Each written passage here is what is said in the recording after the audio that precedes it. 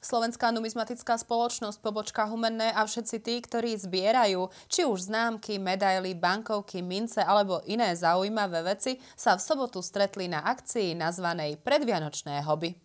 V sobotu 11. decembra sa v prenajatom priestore stretli zberatelia rôznych odborov a ako sme zistili aj z rôznych miest. Mince, medaily, bankovky, známky, pohľadnice, etikety, telefonické karty, odznaky a iné zberateľské zaujímavosti. To všetko bolo v ponuke. To aj ďalšie. Ja som vysadený na hokej, vojím koničkom na hokej a mám tu mince, skôr medaily, keď sme boli majstrami sveta v Göteborgu, druhý sme boli v Petrohrade, potom v Helsinkách sme boli tretí.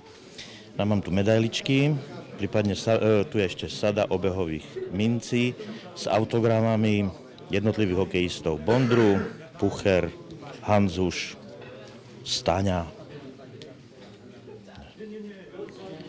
Štrbák, Lindner, Laco Čierny. Ja asi 16 autogramov, stále si zájdem do Košic raz za čas, keď tam hrajú hokej a po jednom, po dvoch si ich odchytím. Akcia zberateľov nazvaná Predvianočné hobby sa konala aj za účasti numizmatikov z Poľska, Košíc či Prešova. Ja sa venujem numizmatike už nejakých rokov, tak aby som bol presný 58 rokov od mojich 6 rokov. V numizmatike som sa dostal tak, že mamka presádzala kvety pod oknom a vyhrávala tam zopár drobných mincí od Márie Terézie, s tým som začal zbierať. V súčasnej dobe moja zbierka pozostáva z zbierky československých mincí a následne Slovenskej republiky až doteraz. A hlavne sa venujem minciam Rakúsko-Uhorska.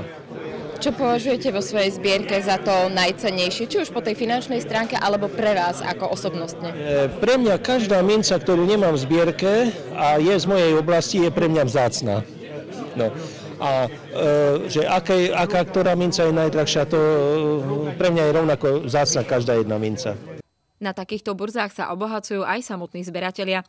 Okrem vystavovania svojich vlastných zbierok majú možnosť nakúknuť do zbierok svojich kolegov, priateľov a prípadne si od nich niečo aj kúpiť. Tu sa chodí po stretnutiach zberateľov, tam sa to vymieňa, kupuje, predáva, tak no. To po celom Slovensku, na Moravu sa chodí, do Čiech sa chodí, do Poľska niektorí chodia. Potom cez internet sa objednáva, ja síce nie, ale mnoho známych. Prečo práve bankovky?